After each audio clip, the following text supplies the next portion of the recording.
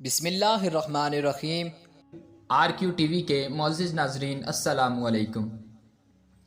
ناظرین، شام غریباں دراصل اس شام کو کہتے ہیں جو مارکہ کربلا کی پہلی شام تھی، جس شام کو یزیدی فوجیوں نے شہدائے کربلا کی لاشوں کی بے حرمتی کی تھی۔ انہیں شہید کرنے کے بعد ان کی لاشوں پر گھوڑے دوڑائے تھے اور ان کا مسلح کیا تھا۔ ناظرین، یزیدیوں نے اپنے مقتولین کو دفن کر دیا، لیکن شہدائے کربلا کو 2 دن تک بے گور و کفن کربلا کے تپتے میدان میں چھوڑ دیا۔ پھر تیسرے دن ایک قبیلے والوں نے ان پر نماز جنازہ ادا کر کے انہیں دفن کیا۔ خانوادہ رسول صلی اللہ علیہ وآلہ وسلم کی حرمات کو سرعام گلی کوچوں میں پھرایا گیا۔ یہ کربلا کی پہلی شام تھی جس میں خانوادہ رسول صلی اللہ علیہ وآلہ وسلم اور امام حسین رضی اللہ تعالی عنہ کے ساتھ مسلمانوں پر ظلم و ستم کے پہاڑ ڈھائے گئے۔ ناظرین، شام غریباں روز عاشوراء کے سورج غروب ہونے کے بعد اور اس رات کی سوگواری کو کہتے ہیں۔ اس مجلس میں جو نوحے پڑھے جاتے ہیں وہ امام حسین علیہ السلام کے اہل بیت کی مصیبت اور واقعہ کربلا کے بعد بچوں اور اسیروں پر جو گزری اس کے بارے میں ہیں۔ اہل بیت نے اندھیری رات کربلا کے بیابان میں کیسے گزاری، اس رات اور محرم کی دوسری راتوں کے درمیان بعض اور رسومات میں فرق یہ ہے کہ اس رات کو موم بتی جلا کر اندھیرے میں بیٹھتے ہیں۔ ناظرین، شام غریباں ایک ایسا لفظ ہے جسے سننے کے بعد ذہن میں عجیب و غریب خیال آنے لگتے ہیں اور ذہن میں ایسے ہزاروں سوال پیدا ہو جاتے ہیں جو انسان کو تجسس میں ڈالے رکھتے ہیں۔ انہی میں سے ایک سوال یہ بھی ہے کہ شام غریباں کیا ہوتا ہے، اور شیعہ حضرات رات کو لائٹس بند کر کے کون سا شرمناک کام سر انجام دیتے ہیں۔ لہٰذا انہی سوالوں کو مد نظر رکھتے ہوئے ہم نے یہ فیصلہ کیا ہے کہ آپ کے سامنے اس کی حقیقت کو واضح کیا جائے۔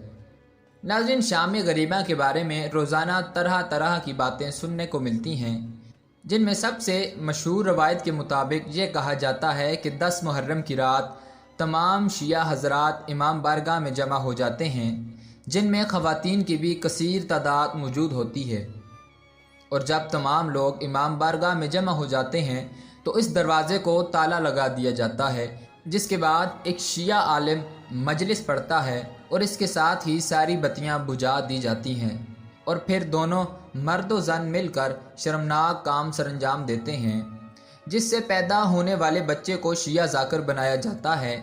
اس کے علاوہ شیعہ حضرات کے بارے میں یہ بھی کہا جاتا ہے کہ یہ سنی بچوں کو اغوا کر کے ان کا خون اپنی نیازوں میں ڈالتے ہیں اور پھر یہی نیاز انتہائی شوق سے تقسیم کرتے ہیں۔ ناظرین، اگر حقیقت کی بات کی جائے تو یہ تمام باتیں بالکل من گڑت اور فضول ہیں، جن کا کوئی سر و پیر نہیں ہے، بلکہ یہ تمام باتیں امن کو خراب کرنے کی ایک سازش ہے۔ ناظرین، اسی کے متعلق ایک شخص نے ایک واقعہ بیان کیا ہے کہ ہم ایک دفعہ دوستوں نے شیعہ کی شام غریبہ میں جانے کا فیصلہ کیا۔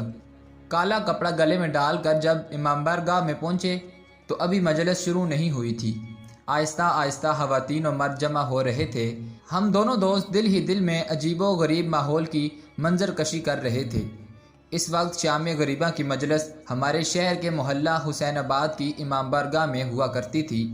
مجھے آج بھی یاد ہے کہ جو لڑکے ہمارے ارد گرد بیٹھتے تھے انہوں نے زنجیروں کا ماتم کیا ہوا تھا اور ان کی قمیضیں ان کے زخموں سے چپک رہی تھیں اور ان زخموں سے ہلکا ہلکا خون رس رہا تھا۔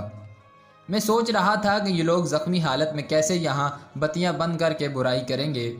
یہاں تو کوئی خاتون نہیں، سب خواتین الگ کمرے میں بیٹھی ہیں۔ اسی دوران ذاکر صاحب پہنچ گئے اور ان کے آتے ہی لوگوں نے آہستہ آہستہ رونا شروع کر دیا۔ انہوں نے مائک کو پکڑتے ہی کہا کہ انا للہ و انا الیہ راجعون، اور لوگوں نے زور زور سے رونا شروع کر دیا۔ مجھے کچھ سمجھ نہیں آ رہی تھی یہ رو کیوں رہے ہیں، جبکہ یہ تو یہاں برائی کرنے آئے ہیں۔ ذاکر صاحب نے کہا کہ بتیاں بند کر دو، یہ شام غریبوں کی ہے اور غریبوں کے گھر روشنیاں نہیں جلتیں۔ بتیاں بجھا دی گئیں۔ میں سمجھا کہ اب یہ اپنا اصل مقصد پورا کریں گے، مگر ایسا کچھ نہ ہوا۔ ذاکر صاحب کسی زینب خاتون کا نام لیتے تو لوگ اونچا رونے لگتے، کبھی حسین بن علی اور کبھی عباس بن علی کا نام لیتے۔ جب سکینہ بنت حسین کہتے تو لوگ زور زور سے ماتم شروع کر دیتے۔ یقین جانیے سوائے حسین ابن علی کے نام کے باقی ناموں سے میں ناواقف تھا۔ میں عجیب کشمکش میں تھا کہ ہمارے استاد صاحب تو کچھ اور بتا رہے ہیں لیکن یہ لوگ تو بس روئے جا رہے ہیں، ماتم کیے جا رہے ہیں، ہائے حسین کر رہے ہیں۔ اللہ معاف کرے، یہ کیسے زانی لوگ ہیں جو برائی کرنے کی نیت سے آئے ہیں اور نام حسین ابن علی کا لے رہے ہیں۔